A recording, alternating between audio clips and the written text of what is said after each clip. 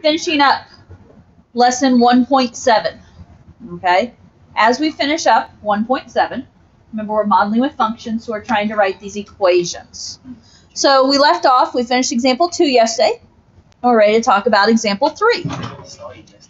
Mark received a 8.5% salary increase. His salary after the raise was $36,890 is what that says. Okay. What was his salary before the raise? So this is salary after the raise. We're being asked for salary before the raise. So,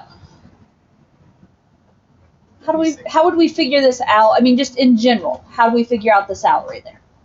36,890 equals. Oh wait, no, you Minus multiply by 8.5, and then you add Okay. So normally, or subtract. I don't know. I didn't read it. So then it would be x divided by 8.5.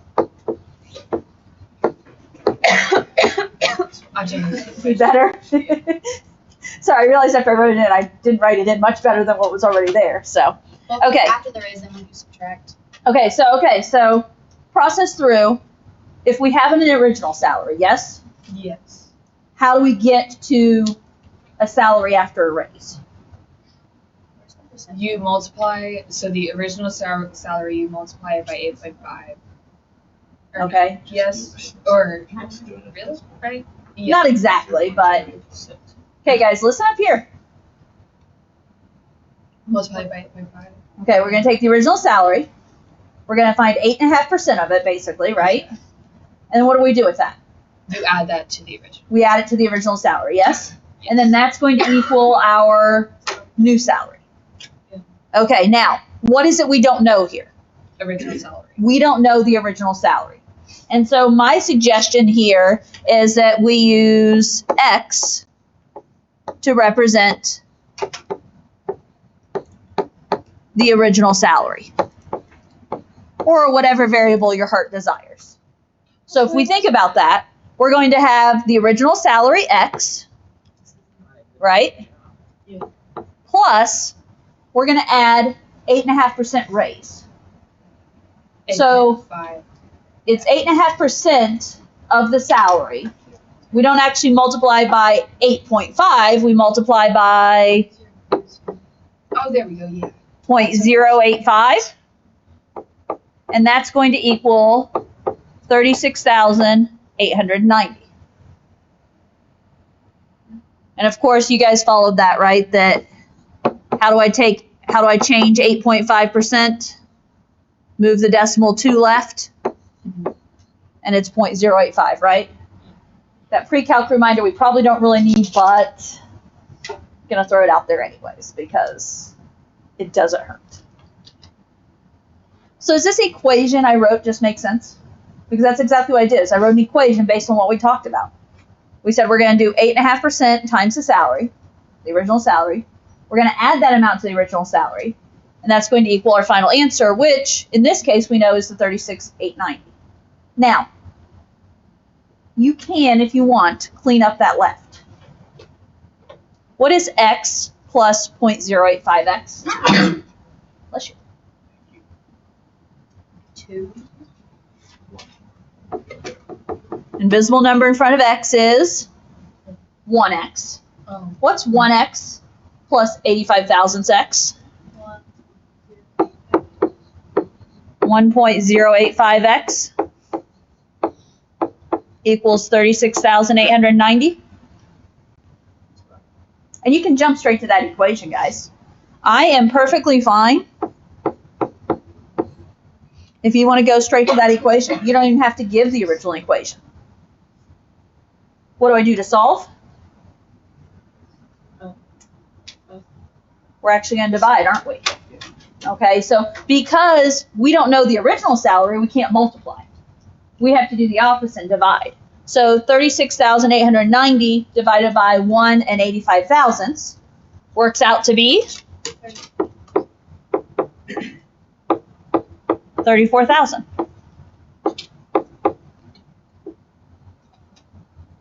So 34,000 is the original salary, yes? Can't complain too much there. Almost $3,000 raise. That's not a good paying job, really. Depending on the person. If it's like a starting job. And the cost. I was gonna say, depends on, The sticker. depends on a lot. Depends on a lot. Now, If you account for it. here's my thing. Okay, this is where I use this shortcut that I want to point out. If you're trying to figure out, okay, I got a $20 bill, and you guys are old enough to realize a $20 bill will not buy a $19.99 item, correct? Okay, you learned that a few years ago, hopefully. Okay, because there's this lovely thing called tax. Okay, and I know it's kind of a fight in my house because when I go to figure out tax on something, I don't do 7% of something and then add it to the original price. I just take the item and multiply it by 1.07. And right there, I'm skipping the step of finding the tax and then adding it on. It's already there. What I want to know is why they don't write the tax on the item and telling you what the full price is, so you don't have to do Actually, that. they do that in Europe. and They it do is that in, like, so They do amazing. They do that in like every That's other how it was country. in Scotland. Just with, like, Really? That's what my brother said. They do that in every other So country. you guys think it's kind of crazy here that you have to know to add the tax in? Okay. Interesting. So you just recently learned that, a $20 bill doesn't buy a $20 item. Okay. Interesting. Okay. I guess that makes sense because they write the taxes. That on does make, the prices. Okay. Yeah, Okay, I guys. totally get my food One more here. before I use it. What is the cost of an item after a 45% decrease? That would be one reason. We need to know. Okay, the we're gonna cost of subtract it. the item. Now, just consider a variable here, right? Earlier I used an X for the original salary, right? So can I use X for the original price? Right? So I can say let X equal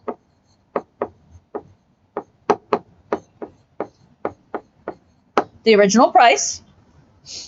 Okay, well, what's the cost of the item to begin with? X. Notice it's a decrease, so we are subtracting. What am I going to subtract? 1.5. 0.45x, right? Because you're doing 45% of the cost, so 45% times x. Now, if we clean this up, what is 1x minus 0.45x? 1.45. No. No. Negative. We're subtracting. You're the one that told me we're subtracting. 5.5. Man, that concussion protocol is so hard. 1, how about what's 100 minus 45? It's 55. 55. 50. Yeah, Kylie. Okay, so we can express the cost of an item after a 45% decrease is 55% of the cost, right? And that's, another one to think about. You're standing in a store. Something is 30% off. Well, the long way, you take 30% of the cost and then subtract it from the price, right? Or if something's 30% off, that means how much do I actually have to pay? 70%. 70%. So just do 70% of the cost. We all have calculators on our phones, right? So smart. So Oh my gosh. Okay, so- Subtracted it all. the idea is this is 55% of the original cost. Okay?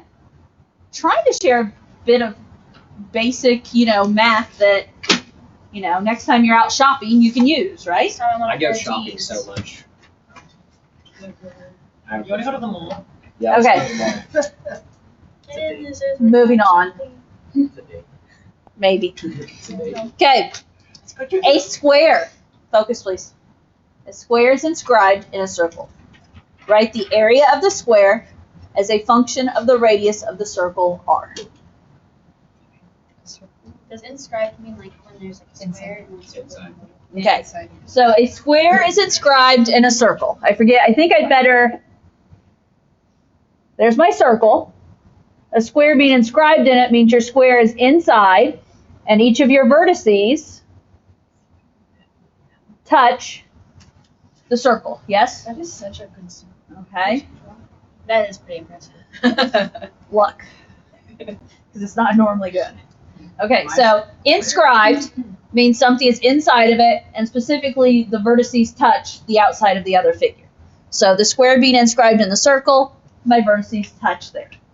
Now, we're trying to write the area of a square as a function of the radius of r. So we want area equals for a square, but we want to use r.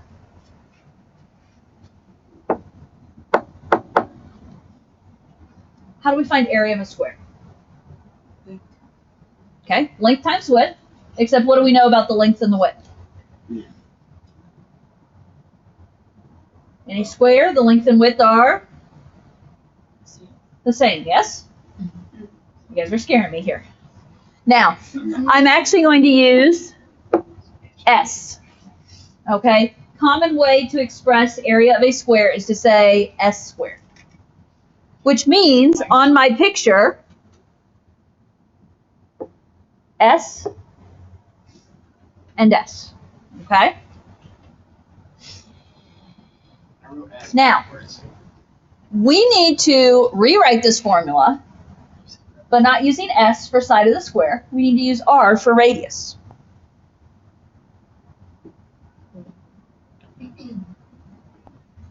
Where's my radius? Middle to the side, yes? Now, based on my square inside my circle, where would it be smart to draw that radius here? One of the corners, right? So the idea that here is an example of a radius, yes? Now, we're trying to find a connection here between R and S. What happens if I draw another R in? Oh my gosh, no. Oh wait, hold on, these aren't bad. I thought we were gonna do like. Well, I could do it. I chose to do it this way. I could have also just extended the R and made the full diagonal. And I don't know which. Isn't there something that like I know. I'm trying to think of my geometry and it's not Yeah. working very well. But there's a certain formula to do that, isn't it? I started Point or thinking something. about the 40-60. Geometry was Do easy. that. I know. Okay. Like a right angle, Yeah, that's what I started thinking about. So like the hypotenuse. in the center of a circle is 360 degrees. A squared plus B squared. So this 360 degrees means one corner is going to be a 90-degree angle. A squared plus B squared equals C. And Like, so pretty being mentioned is the Pythagorean theorem that A squared plus B squared equals C squared. Yes.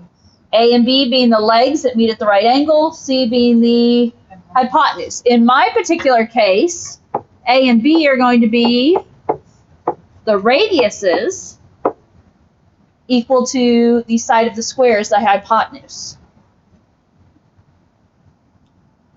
What is R squared plus R squared? 2R squared. 1R squared plus 1R squared is 2R R to squared. the fourth. Come on, guys. 1 plus 1 is 2. I promise. Now, officially, we could do this two different ways. I mean, the idea is we have an S here, right? We need to know what S is. Well, if this is S squared, what is S? The square root of 2R squared, correct? Yeah. If you want, you could go one step farther, because the square root of R squared is R times the square root of 2. Now, in all honesty, we've got 3 different places we could use. We could use the fact that S is this, or we could use the fact that S squared is that. What are we doing with whichever value we pick? Plug it in. We're going to plug it in here, yes? So if we plug this in, area equals S squared. What do we want to put in for S? I'm going to go with this square root of 2R squared squared. What happens when you square root?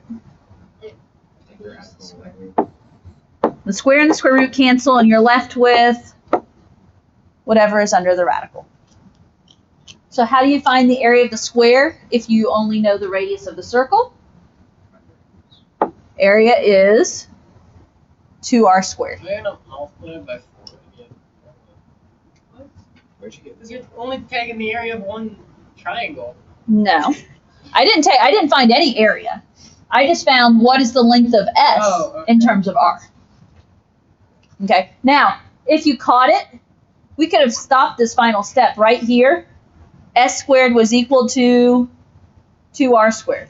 What did we have here? S squared is equal to 2R squared. Okay? Okay. One more. Oh gosh, I hate these kinds of. Oh, I like this one. This never one. got them right These are the fun on. numbers. Okay, but here's the deal. This one is very easy to write an equation. I need you thinking equation mode. Okay, it's modeling with functions. We're trying to write a function for it. A number added to 4 times a number, or to 4 times that number, is 450. Would it be 4 Okay, so what are we using? Stop. What are we using for a number? X. Okay, so a number. X was picked.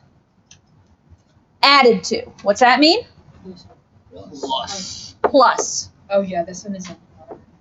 4 times that number. I prefer Four. so that's 4x. 4x is, what's is mean in math? Equals 450. Now, I'll be honest. Kylie, you gave me the common mistake there by saying 4x equals 450. I just didn't read it. It's a number added to 4 times that number. So what's x plus 4x? 5x. 5x equals 450. If 5x equals 450, divide by 5 and x is 90. Cool. Am I done? Yes. There's 2 numbers. What's Numbers. That's so dumb. You're joking. Oh no. What is, No. Okay, so what was one number? 9. 90.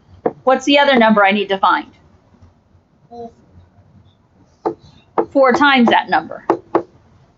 What is 4 times 90? 360.